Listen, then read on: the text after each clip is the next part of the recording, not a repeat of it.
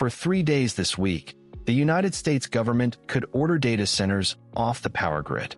Not ask, order, and give them 15 minutes to comply. On July 2nd, it almost had to. Here's what happened. A heat wave settled over the eastern United States. Temperatures hit 102 to 104 degrees across Maryland and Virginia. And the largest power grid in America came within one trip generator of a record it had not touched in 20 years. That grid is called PJM. It serves 67 million people across 13 states, from Washington, D.C. to Chicago. When PJM strains, a seventh of the country feels it. This is the story of how it held, and why the thing that saved it should worry you. Start with the number everyone in the control room was watching. The all-time demand record for PJM was 165,563 megawatts. It was set during a brutal heat wave in August 2006. For 20 years, nothing beat it. On July 2nd, 2026, PJM forecast demand of 166,147 megawatts. That is a new record. To understand the scale, 1 megawatt powers roughly 800 homes on a hot day. PJM was staring at demand for the equivalent of well over 100 million. 2 days before, the Secretary of Energy did something unusual. He signed 2 emergency orders under Section 202C of the Federal Power Act. That is the law that lets the federal government override normal grid rules when reliability is at risk. The first order is the one that matters most. It authorized PJM to curtail data centers. Any large energy user with at least 50 megawatts of load could be told to disconnect from the grid and switch to its own backup generators. The deadline to comply, 15 minutes from the signal. There were exemptions. Hospitals, 911 call centers, water treatment plants, air traffic control, defense facilities.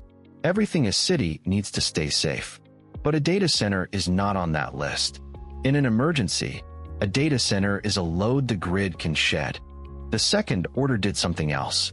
It told PJM's power plants to run at maximum output, and it waived their pollution limits to do it. For those 3 days, plants could exceed their normal limits on sulfur dioxide and nitrogen oxide. Clean air rules gave way to keeping the lights on. So why data centers? Why are they the release valve? The answer is that they are enormous, and they are new. A single large data center can pull as much power as a small city. And unlike your house, many of them already have rooms full of diesel backup generators, built to survive an outage. That backup is the whole idea. The grid does not shut the data center down. It tells the data center to power itself, for a few hours, off its own generators. The computers keep running. They just stop leaning on the grid at the exact moment the grid has nothing left to give. Now, July 2nd itself. As demand climbed toward the record, wholesale electricity prices went vertical. Day-ahead prices in PJM cleared north of $2,000 per megawatt hour. On a normal day, that number is around 40. This was roughly 50 times normal. Then, during the evening peak, some generation tripped offline. This is the moment the whole system is built to survive. PJM called on emergency demand response, paying large users to cut back voluntarily. It issued a warning to prepare for curtailing data centers. The 15-minute switch was ready. And then it held. PJM did not have to pull the trigger. Emergency measures and voluntary cutbacks were enough. Service was not interrupted. The record may have fallen, but the grid did not. It was, by the standards of grid operations, a near miss. Here is the part that should stay with you. This was the third time in 2026 that PJM needed emergency authority to curtail data centers.